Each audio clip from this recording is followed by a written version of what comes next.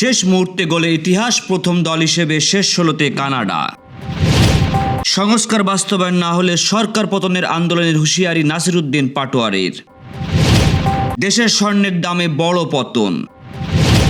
আসিফ মাহমুদের অনুরোধে সরকার গঠনের দায়িত্ব নিই বললেন ডক্টর ইউনূস।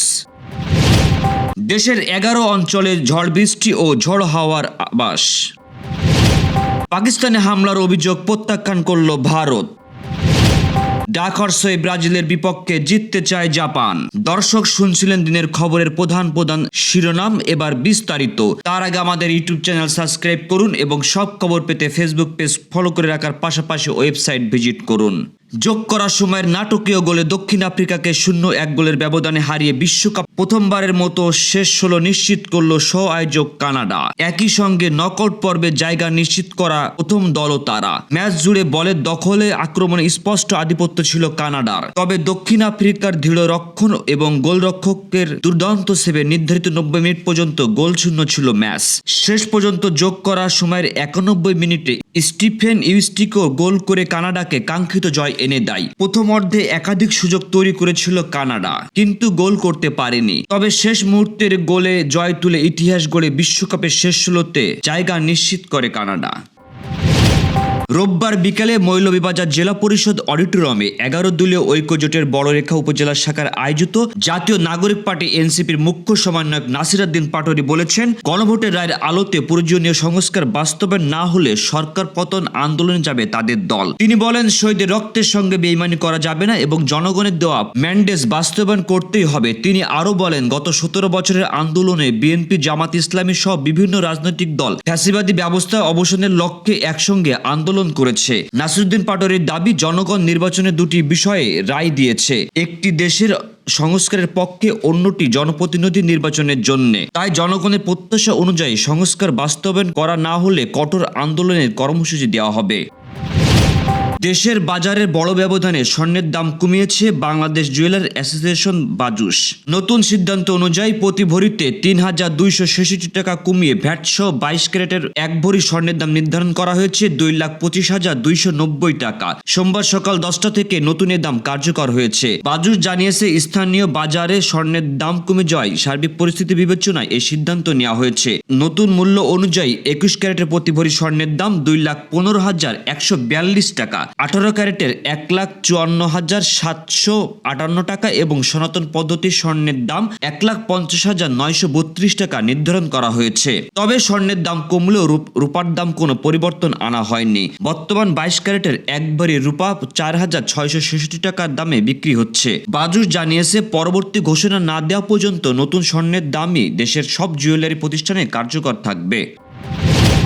নোবেল শান্তি পুরস্কার বিজয়ী ও অন্তর্বর্তী সরকারের সাবেক উপদেষ্টা ডক্টর মোহাম্মদ ইউনূস জানিয়েছেন, ২০২৪ সালের আগস্টে শেখ হাসিনা সরকার পতনের পর অন্তর্বর্তী সরকারের নেতৃত্ব নিতে তাকে রাজি করতে গুরুত্বপূর্ণ ভূমিকা পালন করেছিলেন জুলাই গণঅভ্যুত্থানের নেতা ও সাবেক উপদেষ্টা আসিফ মাহমুদ সজীব ভুঁইয়া। রাতে সাভারের ইউনূস সেন্টার ও গ্রামীণ গ্রুপ আয়োজিত ১৬তম সোশ্যাল বিজনেস ডে অনুষ্ঠানে তিনি একথা বলেন। ডক্টর ইউনূস বলেন, এ সময় তিনি প্যারিসে অলিম্পিক উপলক্ষে ফ্রান্সে ছিলেন এবং তিনি বারবার আসিফ মাহমুদের অন্য কাউকে খুঁজে নেওয়ার পরামর্শ দিলে আসিফ জানান, সরকার গঠনে বিলম্ব হওয়ায় দেশ অনিশ্চয়তার মধ্যে রয়েছে। এরপর তিনি দায়িত্ব নিতে সম্মত হন এবং দ্রুত দেশে ফিরে আসেন।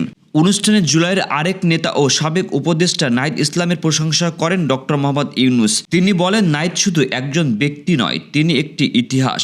কঠিন দমন পীড়নের মধ্যে ছাত্র আন্দোলনের নেতৃত্ব দিয়ে সরকার পতনে গুরুত্বপূর্ণ ভূমিকা রাখার জন্য তিনি নাহিদ ও আন্দোলনে অংশ নেওয়া সকল শিক্ষার্থীর অবদানের প্রশংসা করেন।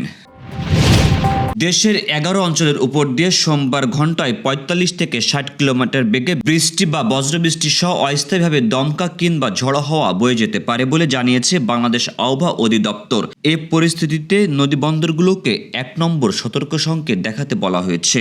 সোমবার ভোর ৫টা থেকে বিকাল ৪টা পর্যন্ত দেশের নদীবন্দরগুলোর জন্য প্রকাশিত পূর্বাভাসে তথ্য জানানো হয়। আবহাওয়া অধিদপ্তর জানায়, রংপুর, দিনাজপুর, বগুড়া, ময়মনসিংহ, বরিশাল, পটুয়াখালী, নোয়াখালী, কুমিল্লা, চট্টগ্রাম, কক্সবাজার ও সিলেট অঞ্চলের উপর দিয়ে দক্ষিণ বা দক্ষিণ পূর্ব দিক থেকে ঘন্টায় ৪৫ থেকে ৬০ কিলোমিটার বেগে বৃষ্টি বা বজ্রবৃষ্টি সহ অস্থায়ীভাবে দমকা অথবা ঝড়ো হাওয়া বয়ে যেতে পারে। এ কারণে এসব অঞ্চলের নদীবন্দরগুলোকে ১ নম্বর সতর্ক সংকেত দেখাতে বলা হয়েছে। এদিকে রাতে প্রকাশিত সারা দেশে 24 ঘন্টার আবহাওয়ার পূর্বাভাসে বলা হয়েছে সোমবার সন্ধ্যা 6টা পর্যন্ত রংপুর, ময়মনসিংহ, চট্টগ্রাম, সিলেট বিভাগের অনেক জায়গায় এবং রাজশাহী, ঢাকা, খুলনা ও বরিশাল বিভাগের কিছু কিছু এলাকায় দমকা হাওয়া ও বিদ্যুৎ চমকানো সহ হালকা থেকে মাঝারি ধরনের বৃষ্টি বা বজ্রবৃষ্টি হতে পারে। পূর্বাভাস অনুযায়ী রংপুর, ময়মনসিংহ, চট্টগ্রাম ও সিলেট বিভাগে কোথাও কোথাও মাঝারি ধরনের ভারী ও ভারী বর্ষণের সম্ভাবনা রয়েছে। তবে রাতের তাপমাত্রা অপরিবর্তিত থাকতে পারে বলে পূর্বাভাসে উল্লেখ করা হয়েছে। করাচির পাকিস্তান সদর দপ্তরে সন্ত্রাসী হামলার ঘটনায় ভারতের বিরুদ্ধে পাকিস্তানি আনীত অভিযোগ সম্পূর্ণ ভিত্তিহীন বলে প্রত্যাখ্যান করেছে নয়াদিল্লি। ভারতের পররাষ্ট্র মন্ত্রণালয়ের মুখপাত্র রণধীর জয়সওয়াল বলেন, পাকিস্তান অন্যের দিকে অভিযোগ না তুলে নিজেদের অভ্যন্তরীণ সন্ত্রাসবাদ মোকাবেলায় মনোযোগী দেওয়া উচিত। তিনি আরও বলেন, পাকিস্তানের উচিত নিজ ভূখণ্ডে থাকা সন্ত্রাসী অবকাঠামোর বিরুদ্ধে কার্যকর ব্যবস্থা নেওয়া এবং সন্ত্রাসবাদ রাষ্ট্রীয় নীতির অংশ হিসেবে ব্যবহার না করা। এর আগে করাচি সদর দপ্তরে আত্মঘাতী হামলার পর পাকিস্তানের পররাষ্ট্রমন্ত্রী কোনো প্রমাণ ছাড়াই এ ঘটনায় ভারতের সম্পৃক্ততার অভিযোগ তুলেছিলেন। হামলায় 3 নিরাপত্তা সদস্য নিহত ও 4 জন আহত হয়েছেন। পরে হামলার দায় স্বীকার করে জামাতুল আহরার। 2022 সালের কাতার বিশ্বকাপে ক্রোয়েশিয়ার বিরুদ্ধে শেষ ষোলোর লড়াইয়ে 3 বার খেলোয়াড়দের স্টপ কিক মিস করায় টুর্নামেন্ট থেকে ছিটকে পড়েছিল জাপান।